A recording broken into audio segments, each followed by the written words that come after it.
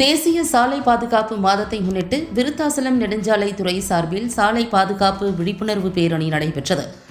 ஜனவரி மாதம் முழுவதும் தேசிய சாலை பாதுகாப்பு மாதமாக கடைபிடிக்கப்பட்டு வருகிறது.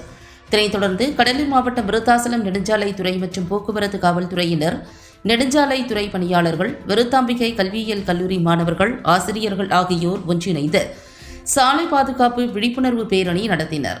இந்த சாலை பாதுகாப்பு பேரணியை விருத்தாசலம் கோட்டாட்சியர் விஷ்ணுபிரியா கொடியசைத்து துவங்கி வைத்தார்.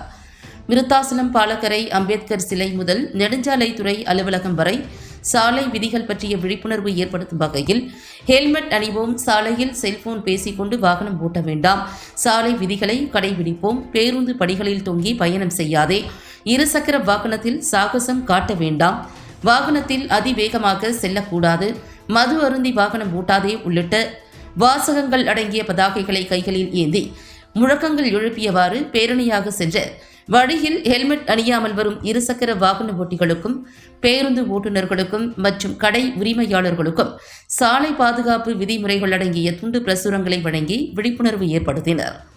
இந்த நிகழ்வில் விருத்தாசலம் மோட்டார் வாகன வட்டார ஆய்வாளர் பெரியசாமி, நெடுஞ்சாலைத்துறை உதவி பொறியாளர்கள், போக்குவரத்து காவல் உதவி ஆய்வாளர்கள் செல்வநாயகம், சுரேஷ் மற்றும் நெடுஞ்சாலைத்துறை பணியாளர்கள், சாலை ஆய்வாளர்கள் மற்றும் காவலர்கள் என ஏராளமானோர் கலந்து கொண்டு பொதுமக்களுக்கு விழிப்புணர்வு ஏற்படுத்தினர்.